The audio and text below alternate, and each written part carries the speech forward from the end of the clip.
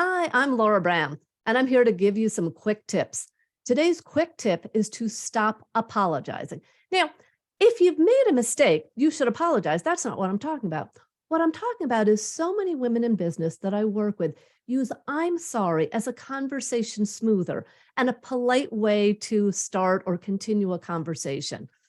It's a problem though. So if you start off your emails with, I'm sorry I didn't get back to you right away, or I'm sorry I didn't have the information yesterday, or you show up a minute late for a meeting and say, oh, I'm sorry that I'm late.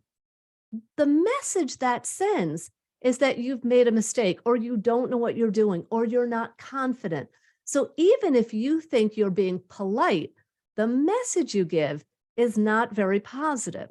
Let me give you an example of that. So I was teaching this concept in a program I was running, a leadership program for women at a company. And so I taught the concept, and then I said, your assignment is to take a look at the emails that you sent over the last week or two. And I want you to see how many times you either started off the email with, I'm sorry, or you put, I'm sorry, someplace in it, and it wasn't necessary. And I want you to stop that. And the next week, one of the participants got back to me and said, I want to tell you what happened. And she was having trouble with an employee in another department. And she looked over the emails that she was sending and realized that the more problems she had, the more she started off the emails with, I'm sorry I didn't get back to you right away, or I'm sorry about this. But it wasn't because she was sorry. She didn't make any mistakes. It was because she was trying to smooth the conversation and started off in a polite way.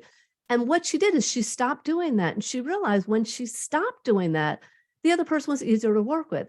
And she realized the problem was that she was giving the impression that she was making a lot of mistakes, or the impression she didn't know what she was doing. And once she stopped doing that, the other person thought she was more competent. So I want you to stop apologizing unless you've made a mistake. Now, let me give you one other tip. Something you can put in place of the I'm sorry is a thank you. So let's say you do show up a minute or two late for a meeting. Now, first of all, you don't have to say anything, just show up for the meeting. But instead of apologizing or saying, I'm sorry I'm late, what you can say is, thank you for waiting. Thank you for waiting for me. Again, that sounds much more confident and competent.